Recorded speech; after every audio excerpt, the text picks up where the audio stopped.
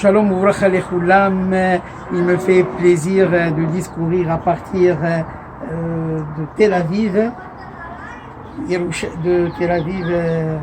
Eretz HaKodesh, à propos de la péricope de la semaine, Vayeshev Yaakov Be'eretz Megurei Aviv, Be'eretz Kenaan.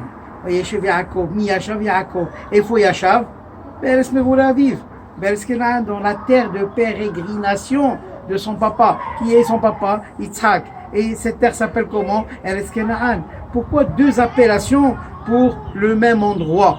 Le Pasuk aurait pu se suffire de nous enseigner Vayeshev Yaakov Be'eretz Megurei Aviv, sauf Pasuk.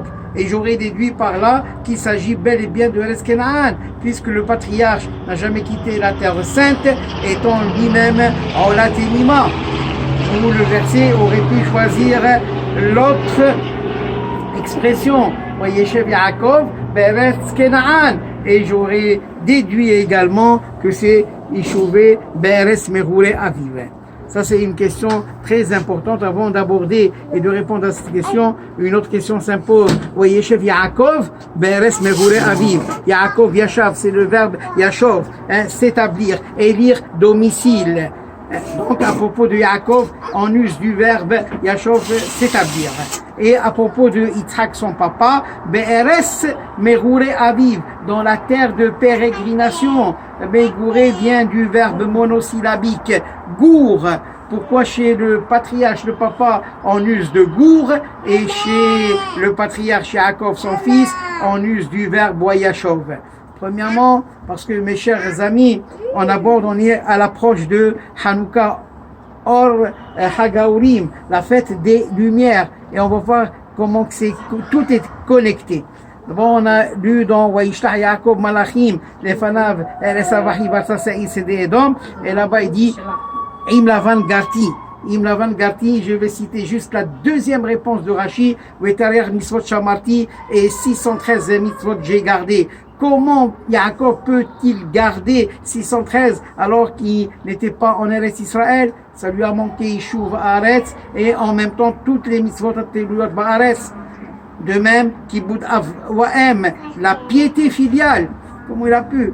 Donc, pour comprendre ce message extraordinaire, on va faire une promenade lénifiante dans le Pardes de la Torah, et si dans mes décrets vous marcherez aveuglément et mes mitzvot en entendement humain vous pratiquez, vous allez les faire, vous gardez et vous faites. Quelle différence entre garder une mitzvah et la faire? Pour comprendre ça aussi, on va aller justement à propos du deuxième songe que Yosef va faire. Il va raconter à tout le monde devant le paternel et toute la fratrie, et son papa va lui dire est-ce que vraiment vais-je venir, moi, ta maman et tout le monde se prosterner devant toi? Waïrarbo Aviv.